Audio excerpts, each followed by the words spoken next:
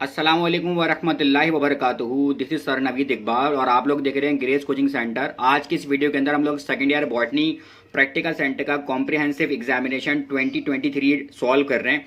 तो let's start with section A. Section A के अंदर पहला जो एमसीक्यूज आया है आपके पास, वो एमसीक्यूज आपके पास चैप्टर नंबर 3 से आया है। कहते हैं आपके पास in lawn unwanted broad leaf plant can be killed by the application of के जो लॉन्स वगैरह के अंदर अनवांटेड ब्रॉडेड लीव पैदा हो जाती हैं, तो आप उसको कैसे मारते हैं? तो वो आप उसको किल करते हैं वीट किलर से। और वीट किलर कौन है आपके पास इस ऑप्शन के अंदर से? वो है आपके पास 2,4 डाइक्लोरोफिनो ऑक्सिक एसिडिक एसिड। तो जो ऑप्शन सी है वो आपके पास राइट आंसर है। फिर है आपके पास जो नेक्स्ट आपके पास autecology is also known as. Autecology को हम लोग क्या कहते हैं? अच्छा, ऑटो इक्वालिटी जो है वो आपको is also known as a population approach, उसको हम लोग पॉपुलेशन अप्रोच कहते हैं। अच्छा, ये एमसीक्यूज कहाँ से आया है? ये आपके चैप्टर इकोसिस्टम से आया है। अच्छा, बाकी आपको पता है ना कि कम्युनिटी अप्रोच किसको कहते हैं?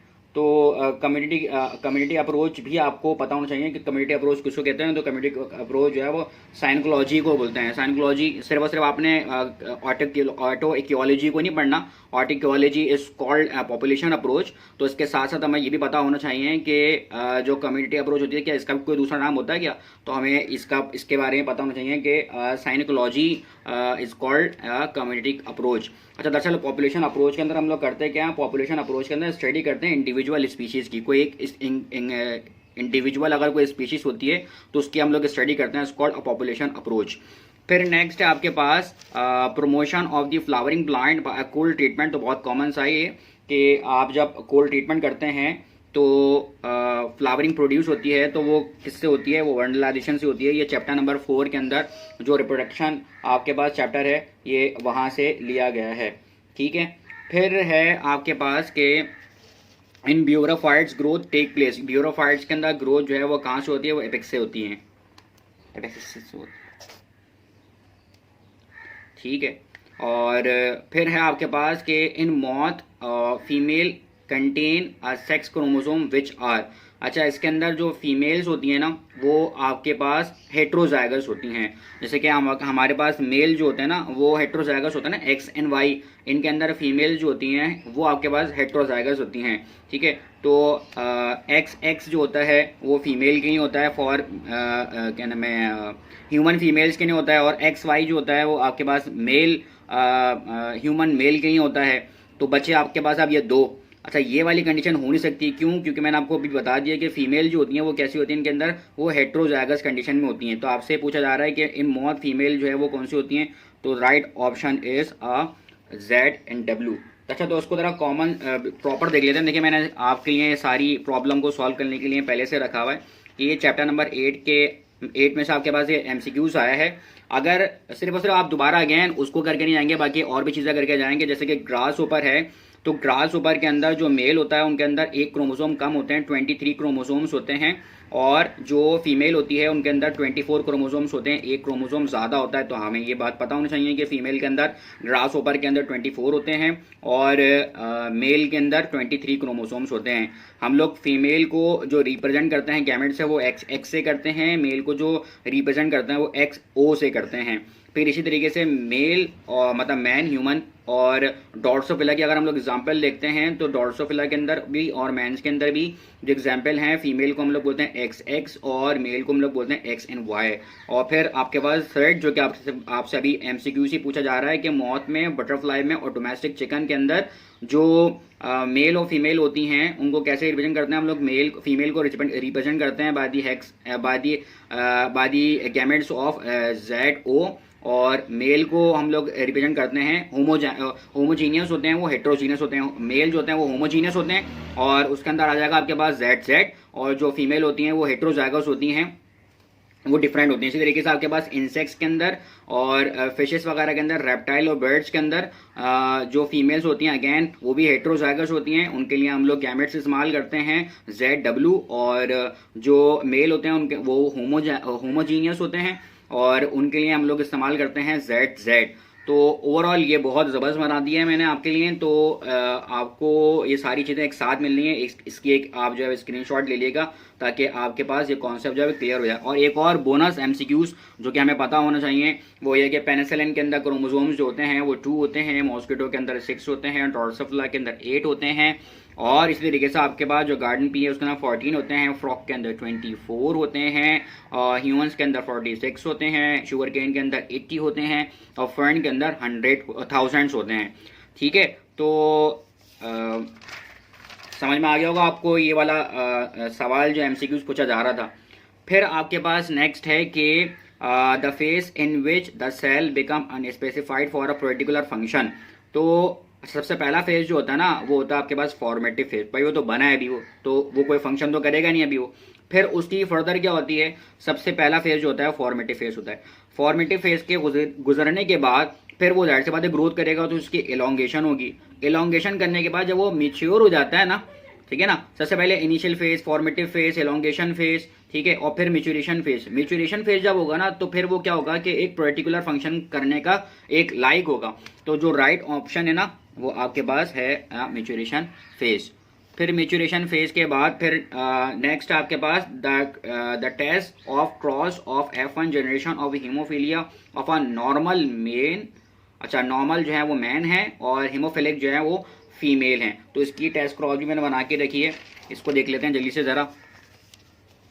अच्छा, ये आ गई आपके पास चेक बोर्ड, और क्रॉस बता रहे हैं कि a cross between a haemophilia of a normal man and haemophilic female. ठीक है, तो उसकी गैमेट देख सकते हैं हम लोग कि हम लोग जो वो बना रहे हैं, गैमेट बना रहे हैं डिजीज़ वाला, वो विदाउट डिजीज़ वाला, उसके अंदर कैपिटल एच को इस्तेमाल करते हैं, ठीक है ना, और जो हीमोफिलिक होते हैं उसके लिए स्मॉल एच को इंडिकेट करते हैं। तो ये मेल जो हैं वो नॉर्मल हैं तभी इस कैपिटल एच बना दिए, और जो फीमेल हैं वो हीमोफिलिक हैं तभी स्मॉल एच यहाँ पर आपको दिख रहा होगा। तो ये इनके गैमेट्स हो गए। फिर चेक बोर्ड पर आए हम लोग। चेक बोर्ड के अंदर हम लोग क्या करेंगे, जो फीमेल हैं उसको ऊपर ले लिया, और जो मेल हैं वो आपके पास इस तरह से हम लोगों ने इसको वर्टिकल फॉर्म में ले लिया। अब दोनों को आपस में मल्टीप्लाई करवा देंगे, ये वाला आपस में मल्टीप्लाई होगा, तो इसके अंदर तो जाहिर सी बात है डिजीज नहीं है जो कि मेल के पास है, इसके अंदर आपको हीमोफीलिया फॉर्म में दिख रहा है। तो जब ये दोनों आपस में मिलेंगे तो ये फीमेल बनाएंगे, और फीमेल कैसे बनाएंगे आपके पास कि ये कैरियर होंगी, कैरियर डॉटर। CD का मतलब मैंने लिख दिया यहाँ पे, CD का मतलब ये कैरियर डॉटर होंगी। इस तरीके से अगेन ये वाले दोनों एक आपस में कंबाइन होंगे तो फीमेल पैदा होंगी और डॉटर पैदा होंगी, और डॉटर जो पैदा होंगी तो एक के अंदर जो आपके पास डिजीज नहीं है, दूसरे के अंदर डिजीज आ रही है, हीमोफीलिया आ रहा है, तो अगेन आपके पास जो फीमेल पैदा होंगी वो भी कैसे होंगी, कैरियर डॉटर पैदा होंगी।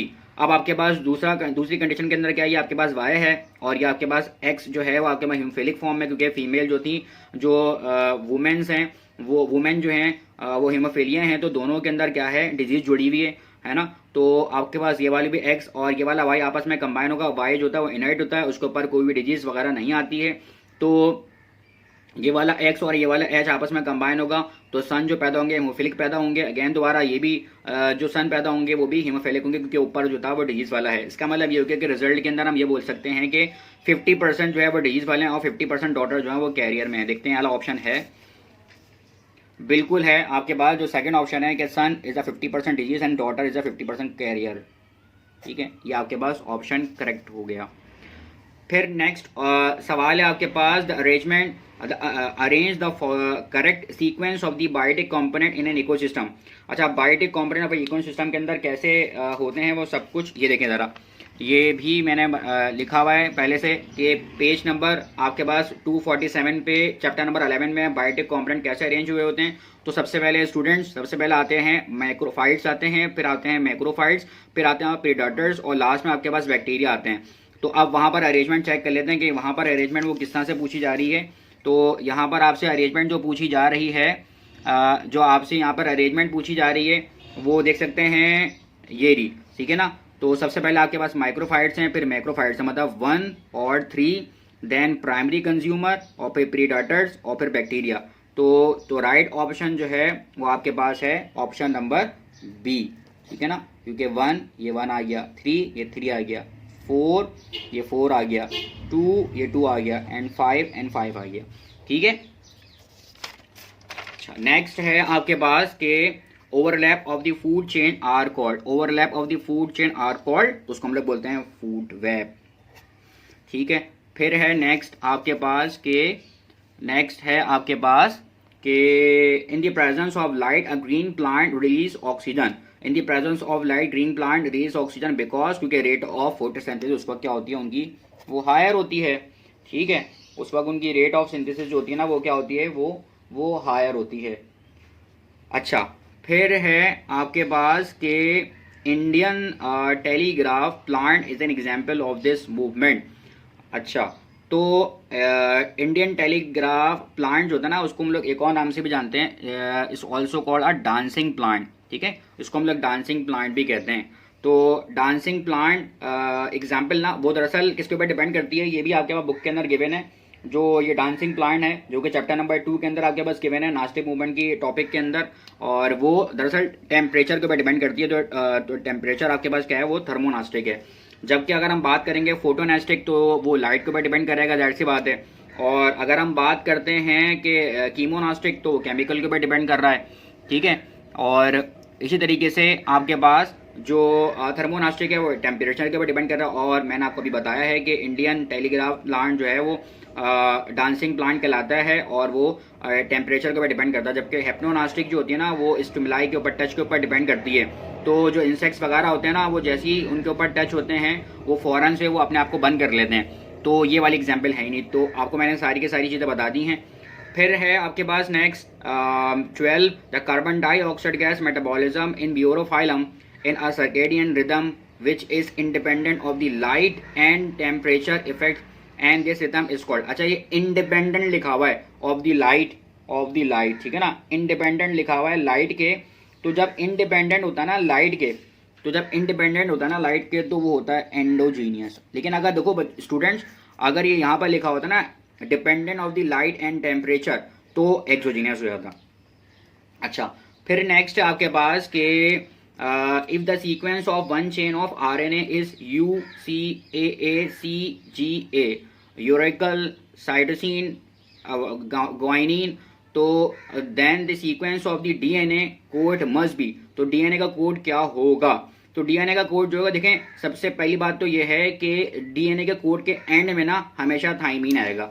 तो पहला वाला ऑप्शन ये वाला तो हो ही नहीं सकता।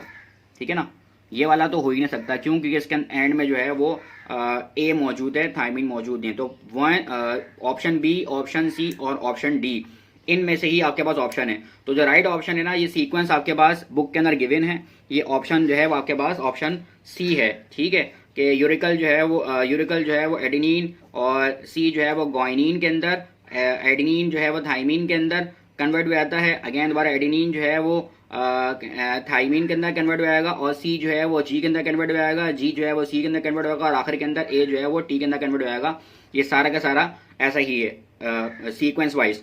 In plant the process of the mitosis, plant के अंदर जो माइटोसिस होती है वो कैसे होती है, बाय एन एस्ट्रल से होती है। ठीक है, pollen tube is an extension of, pollen tube इनमें से किसकी एक्सटेंशन होती है, पोलन ट्यूब इज अ माइक्रोफाइल।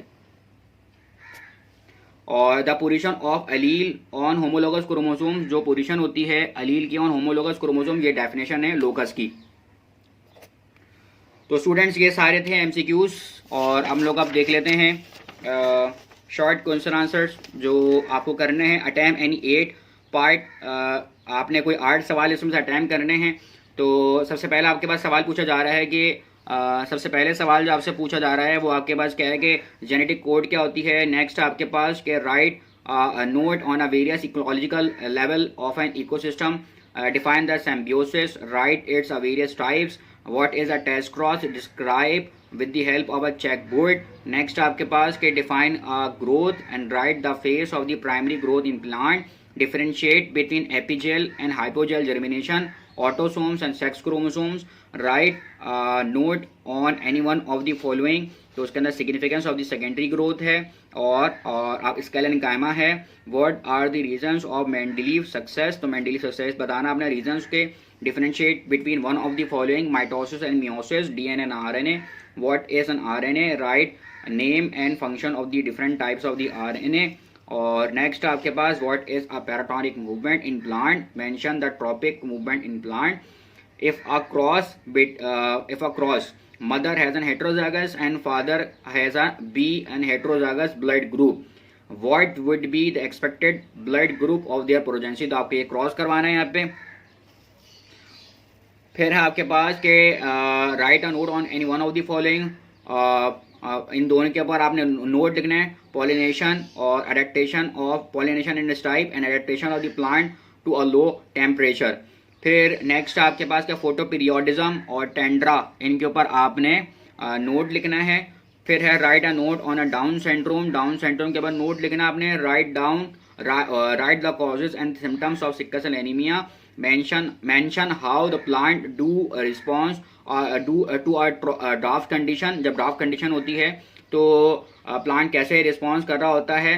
तो write down the structure of a monocot seed, attempt any one of the following, और उसमें है आपके पास diffuse culture, differentiate between racemose and cymose inflorescence, silent features of life cycle of gymnosperm.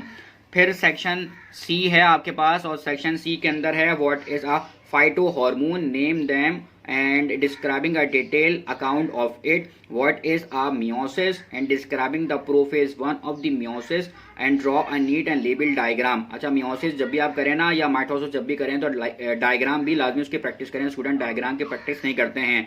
what are a abiotic component describing the climatic factor only। और next है आपके पास what are abiotic what is a gene expression describing the process of a protein synthesis, draw a neat and label diagram। और last आपके पास define a sex linked inheritance, discuss the sex linked inheritance in our Drosophila। तो students ये overall practical centre का आपके पास examination का comprehensive paper था, और उम्मीद करता हूँ कि आपको वीडियो पसंद आई होगी। चैनल पे न्यू है तो सब्सक्राइब कर दें और बेल आइकन को प्रेस करते हैं। मिलते हैं किसी दूसरी वीडियो के अंदर, तब ना ख्याल रखिएगा। अल्लाह हाफिज़।